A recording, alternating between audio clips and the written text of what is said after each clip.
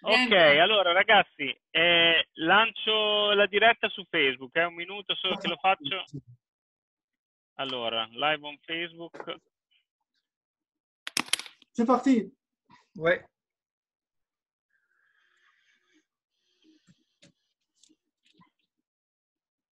Stiamo arrivando, un attimo. Vabbè, seconda prova.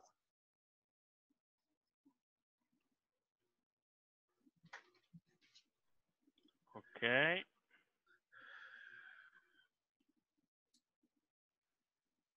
Ok, trasmetti in diretta.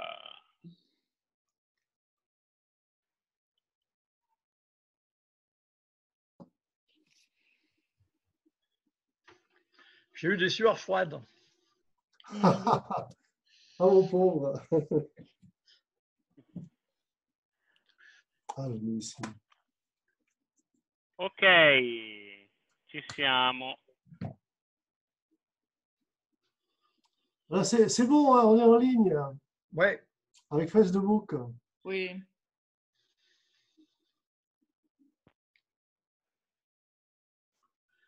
Cristina, io ho una buona connessione, quindi per adesso vado Perfetto. avanti io. Se c'è Bene. qualcosa... No, se io vuoi sono tu ben felice. e Va bene viceversa. così. D'accordo. O magari se sono stanco a un certo punto, te lo dico. Sì, va Guarda bene. un po', Ok. perché sono le 8:35 e... Ok, partiamo ragazzi. Vai. Buona serata a tutti, benvenuti di nuovo sulla pagina Tao in Modena e Tao in Italia. Abbiamo stasera il maestro George Charles, caposcuola della scuola San Yichuan per quanto riguarda Dao In Qigong, arti marziali interne ed esterne, che questa sera ci parlerà dell'importanza della benevolenza e della rettitudine nelle pratiche marziali e di salute ai nostri giorni. E lascio subito la parola al maestro. Cristina Bergamini e Yves Kieffer mi aiuteranno nella traduzione. Se avete delle domande scrivetelo nella chat di Facebook e quando arriveremo alla fine dell'intervista il maestro risponderà per quanto possibile. Grazie a tutti. Vas-y, Georges, c'est bon. Oui. Bonjour. Buonasera. Voilà, l'idée de cette conférence m'est venue grâce à une calligraphie Allora, l'idea di questa conferenza mi è venuta tramite una calligrafia qui a été réalisée par le maître Shibo. è stata scritta dal maestro Shibo.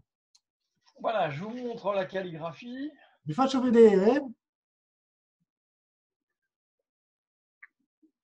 Alors, c'est pas compliqué.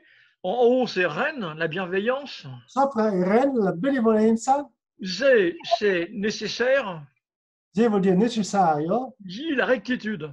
e la rettitudine. Vous voyez, simplement en chinois, Ren Yi, la bienveillance doit s'accompagner de la rectitude. Quindi in cinese semplicemente la benevolenza deve essere accompagnata dalla rettitudine. Alors, ça a été traduit d'une manière plus littéraire, c'est la tolérance des vertueux s'accompagne toujours de leur droiture. Allora, in modo più letterario, e la tolleranza dei virtuosi viene sempre accompagnata dalla loro dirittura, si può dire? Sì. Dirittura morale. Dirittura Oui. morale, grazie. Et donc, ça a été édicté par l'ermite taoïste Shang Daoren dans les années 750 de notre ère. E quindi questo eremita taoista, Shang Daoren, che l'ha pronunciato, l'ha scritto verso l'anno 750.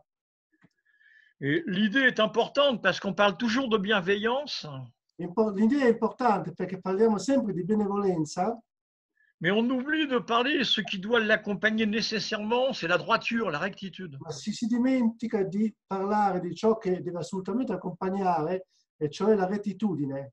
Et donc, on voit les caractères. En bas, ici, il y a le cœur. Allora, se guardiamo il carattere, in basso vediamo il cuore, Puis, il y a un couteau, sopra c'è un coltello, même le tranchant du couteau qui est indiqué. si vede anche il taglio del coltello.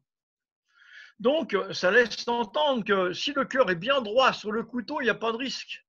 Quindi Si jamais il n'y a sottintende, pas de rectitude, il y a risque de se couper gravement.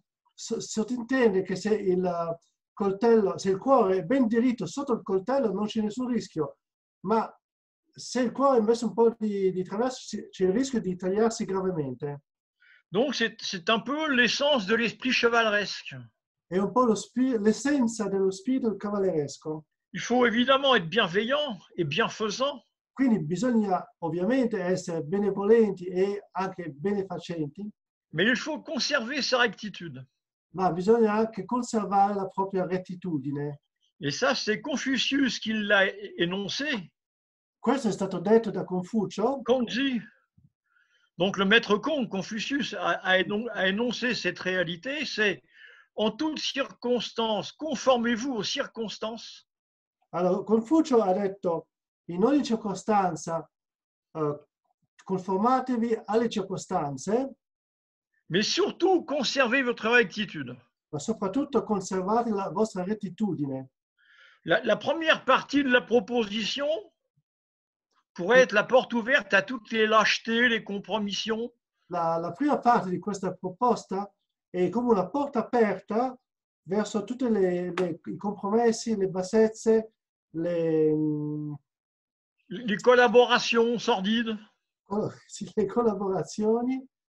C'est, Sono collaborazioni. ça serait d'aboyer avec les chiens, de hurler avec les loups, de bêler avec les moutons. Sarebbe di abbaiare con i cani, ululare con i lupi e bellare con le pecore. Et de cancaner avec les canards. Coin, coin. Sauf que dès qu'on place la rectitude, Tuttavia, quando ci mettiamo anche la rettitudine, on ne peut plus se permettre de faire n'importe quoi. non è più possibile, uno non si può più permettere di fare qualsiasi cosa. Alors, l'ancien caractère rectitude, Zeng, Allora, l'antico carattere per la rettitudine, c'est un caractère très simple. è molto semplice. Vous voyez, il y a une verticale, Vedete su una verticale, 3 horizontales, une verticale. tre tratti orizzontali e un tratto verticale. C'est aussi Sanyi d'ailleurs. Hein. Ritroviamo anche Sanyi, On retrouve 3-1. ritroviamo 3-1. C'est la rectitude, mais c'est la bravoure aussi. E la rettitudine, ma anche la bravura. La bravoure chevaleresque. L'esprit chevaleresque. Lo spirito del cavaliere o la bravura del cavaliere. Alors, on va me dire, ça, c'est très chinois. Qualcuno mi verrà a dire, Je ma suis questo è déguisé en molto chinois. bello. Je suis déguisé en chinois du Io 16e stesso siècle. sono travestito da cinese. Derrière, il y a des chinoiseries un peu. Dietro ci sono alcune cineserie. Mais ça, c'est ce que dit Périclès. Quello è quello che sosteneva Pericle. Il n'est point de bonheur sans liberté, Non esiste felicità senza libertà, ni de liberté sans courage ou sans bravoure. né libertà senza coraggio o bravura. Donc Périclès, qui admet qu'il n'y a pas de bonheur sans liberté, Quindi a Pericle mais qu'il n'y a pas de liberté sans courage. dice non c'è felicità senza libertà e non c'è libertà senza coraggio. La liberté, c'est justement de se tenir debout dans la rectitude, E la libertà è tenersi in piedi nella rettitudine dans une certaine mesure de faire face. e in qualche modo, in un certo senso, di far fronte. Et c'est vrai qu'on peut esquiver. Dans nos pratiques, on a de l'esquive.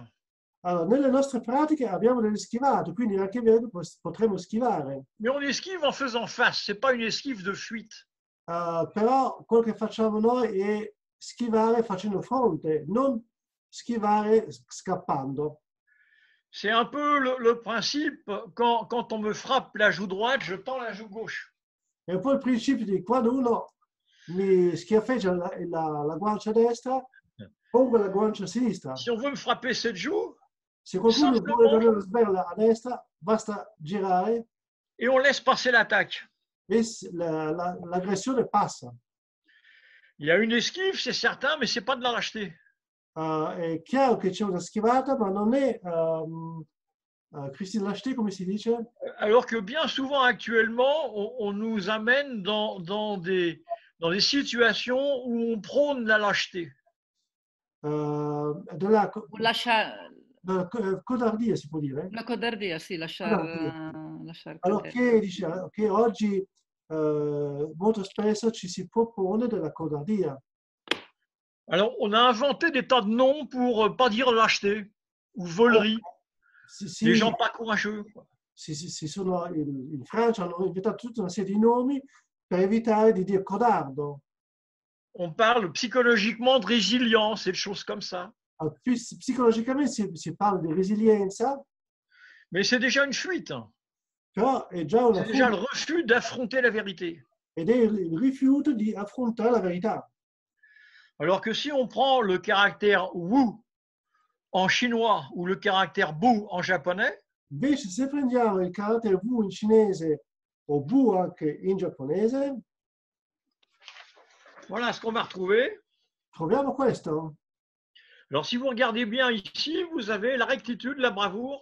Se notate bene abbiamo sempre il carattere della bravura, Et là, rettitudine, c'est un peu comme le couteau de tout à l'heure en plus grand. e lì a destra è un po' come il coltello di prima, ma in più grande. Vous voyez, tout à l'heure, c'était zong, c'était un couteau. Prima Zong era un coltello, Wu, c'est une hallebarde. in questo caso Wu è un'alabarda, Donc, c'est une arme dangereuse. un'arma pericolosa. Et donc, Wu ou Bu en japonais, comme Budo, Wushu, Wu come Wushu C'est o Bu come Budo in l'art de la giapponese, bravoure. e la bravura. Ce qu'on peut traduire par chevaleresque ou des fois martial. E si può tradurre con cavalleresco o a volte anche marziale. Et le terme martial est un peu ennuyeux parce qu'il a une référence à Mars. Tuttavia il termine marziale è noioso perché si riferisce a Marte, Qui est une divinité de la guerre occidentale. è una divinità occidentale della guerra. Et c'est vrai qu'il protège les moissons, c'est vrai. È vero però che protegge i raccolti. Mais c'est quand même un violent, c'est un psychopathe un peu violent quand même. Comunque rimane uno psicopatico e anche violento. Tandis que là, on voit la bravoure, c'est la capacité de faire cesser la violence Qui invece vediamo che la bravura è la capacità di far cessare la violenza sans nécessairement utiliser celle-ci. senza necessariamente utilizzare questa. Il est bien précisé, sans nécessairement utiliser celle-ci. C'est pas simplement faire cesser la violence. S'il n'y a pas nécessité d'utiliser la violence, on n'utilise pas la violence. Quindi Le non è- dialogue est toujours préférable à la bagarre. Il dialogo è sempre preferibile alla rissa, quindi la violenza va usata soltanto nei casi estremi, altrimenti è meglio non usarla. Finalement, la bagarre, c'est quand le dialogue n'a pas pu s'établir. In fondo una rissa accade quando il dialogo per qualche motivo non si è stabilito. Mais si par le fait de la bravoure chevaleresque, Ma se grazie alla bravura cavalleresca on est capable de faire cesser la violence sans nécessairement utiliser celle-ci, siamo capaci di far cessare la violenza senza necessariamente utilizzarla, en soi-même, c'est une forme déjà de bienveillance. in sé è già una forma di benevolenza. C'est-à-dire que le chevalier, il est bienveillant. Vuol dire che il cavaliere è benevolente. Le pratiquant des arts martiaux traditionnels, classiques, est bienveillant. Il praticante di arti marziali tradizionali o classico è una persona benevola. Mais comme il conserve sa droiture, sa Alors, bravoure, siccome conserva, mantiene la propria bravura e dirittura morale, s'il y a nécessité d'utiliser la violence, il l'utilise quand même. se ha la necessità di utilizzare la violenza, potrà usarlo lo stesso. C'est ce qui fait peur à beaucoup de gens. E questo impaurisce un po' di gente.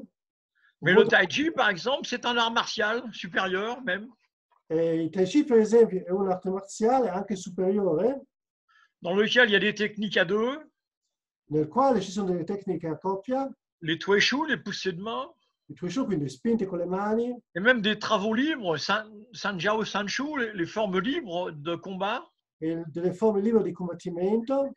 et des formes d'armes. E ci sono Il y a anche l'épée du tai chi, le sabre du tai chi, le bâton du tai chi, l'éventail du tai chi. delle forme d'armi di Tai Chi, quindi c'è il ventaglio, la spada, la sciabola e il bastone di Tai Chi sempre. C'est ce qui rattache au côté chevaleresque. E questo collega il Tai Chi al lato cavalleresco. Vous voyez, par exemple, dans les arts martiaux dits bouddhistes, comme Shaolin, Per esempio, nelle arti marziali cosiddette buddiste come Shaolin, ils ne sont pas censés utiliser d'armes. non dovrebbero utilizzare delle armi.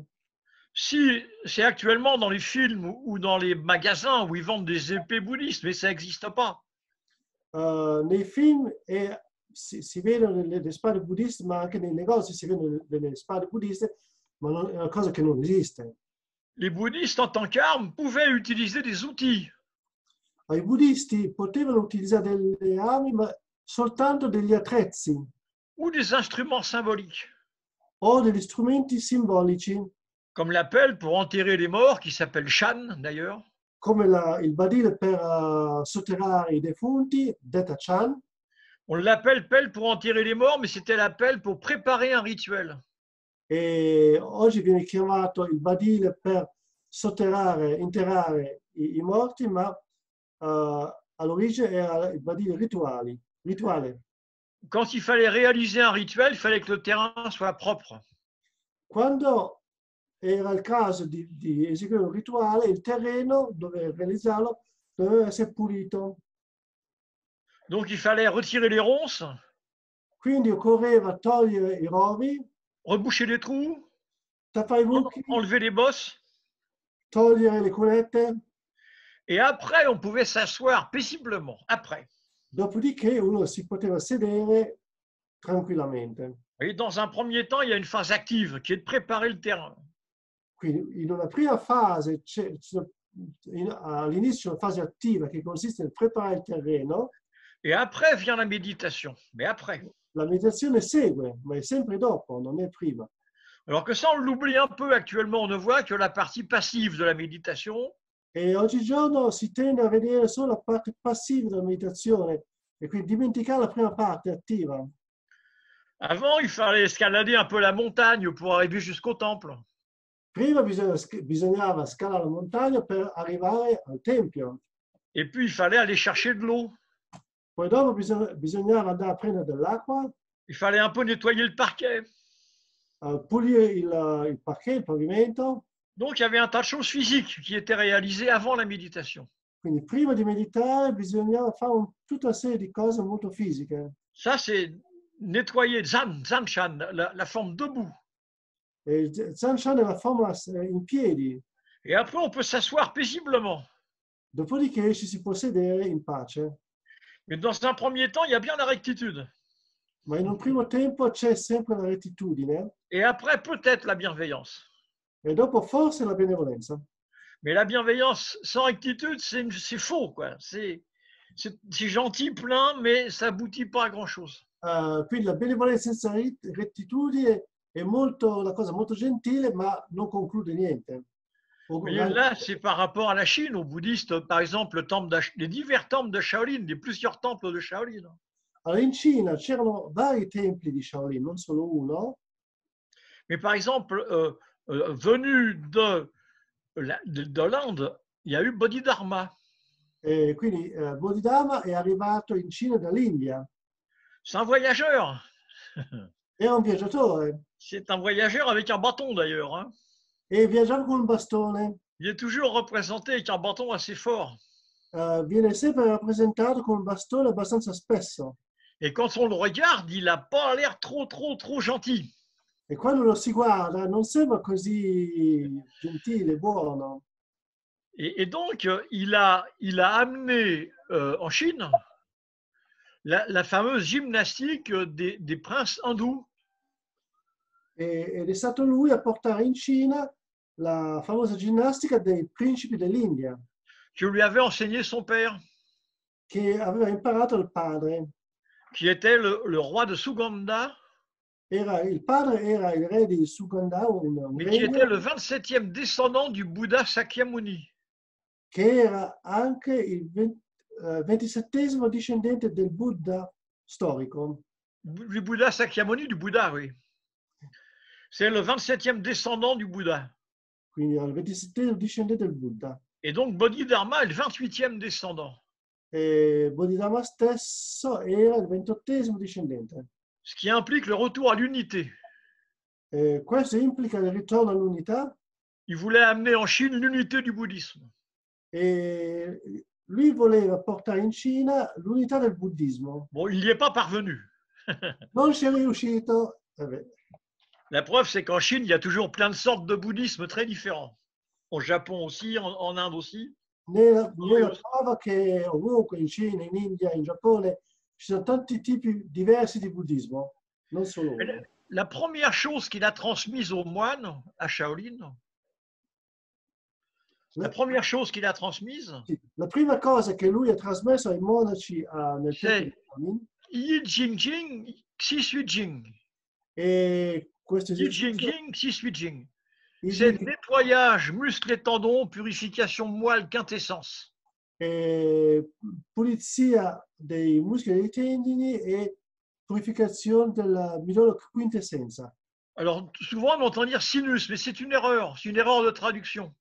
Spesso si legge, si sente dire i segni, ma è un errore di Sinus, en anglais, c'est tout le système endocrinien. perché seno in inglese è un termine generico per tutto il sistema endocrino. C'est pas seulement les sinus. Qui non si tratta solo dei seni. Et donc, il est intéressant de savoir que cette gymnastique Yi Jing, Xi Sui Jing, qui est maintenant un Qigong, qui est pratiqué en Chine encore, È interessante sapere che questa serie che viene tuttora praticata in Cina come c'était une Qigong, gymnastique pour les guerriers kshatriya. era una ginnastica per i guerrieri dell'India. Donc, c'était quand même beaucoup la rectitude hein, et le côté un peu chevaleresque, mais indien.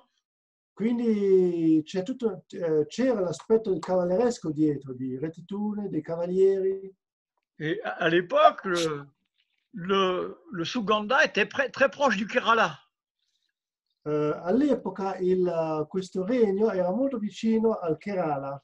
Et donc, il y avait ces pratiques de Vajramoussi, il y avait tout un tas de pratiques martiales indiennes très connues, hein, E qui se c'era pratiquent toujours. tutta una serie di pratiche regionali dell'India che vengono praticate tuttora. Donc, Bodhidharma a transmis le Yi Jing Xi Sui Jing, qui est une forme de méditation active. E Bodhidharma ha trasmesso questa forma di Jing, che è una forma di meditazione attiva. Il a également transmis une forme de méditation passive, Zuchan, E le anche Chan trasmesso assis. una forma di meditazione passiva che viene chiamato il Chan seduto. Et peut-être des formes martiales, peut-être chevaleresques. E forse ha trasmesso anche delle forme cavalleresche o marziali, diciamo. Vous voyez, il n'y a pas que l'aspect méditatif ou l'aspect Qigong aérien, quoi.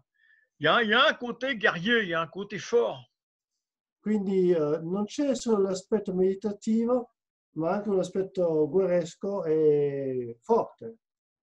Et c'est pas une pique, hein, c'est pas une pique, c'est une compréhension par rapport à l'Inde, aux Indes. Allora, questo non è come dire, per punzecchiare, no, rispetto all'India.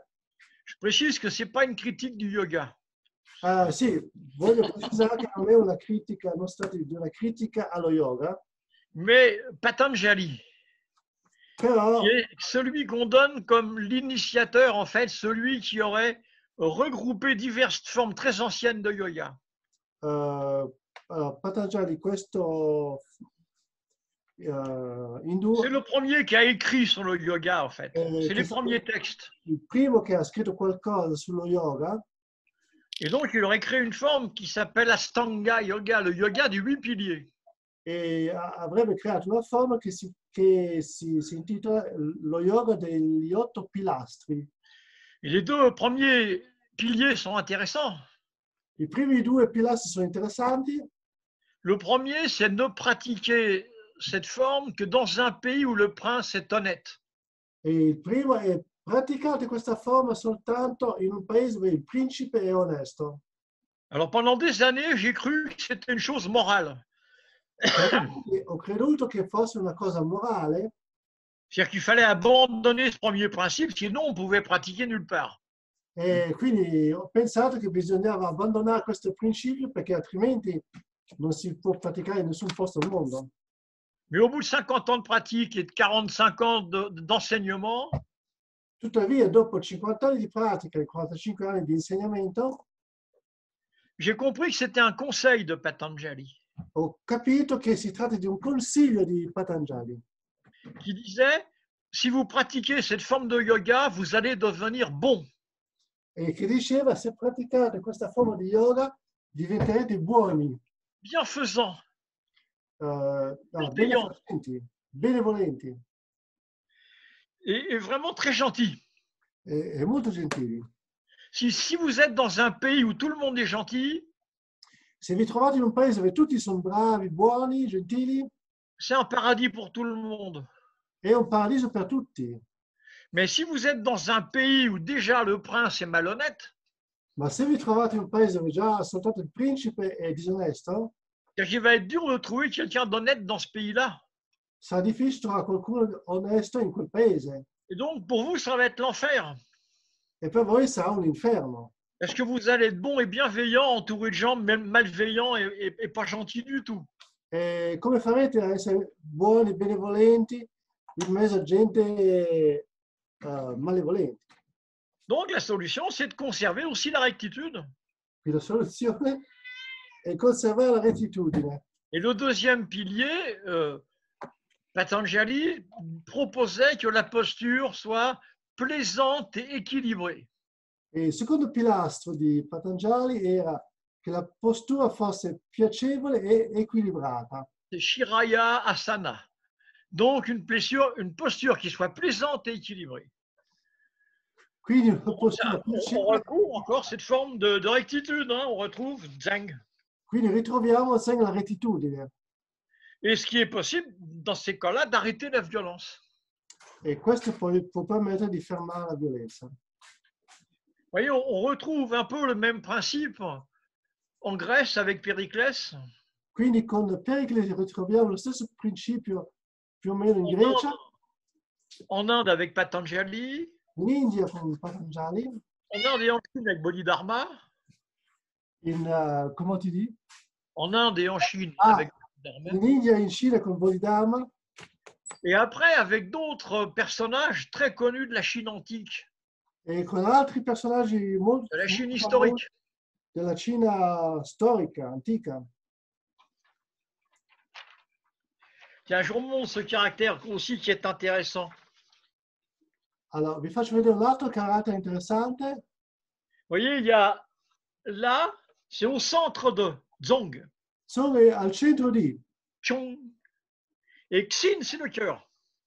sì, il cuore C'est la loyauté, c'est le cœur centré, e la lealtà, il cuore centrato. le cœur bien centré. Et donc, quand c'est le bruit de la flèche qui atteint le centre de la cible.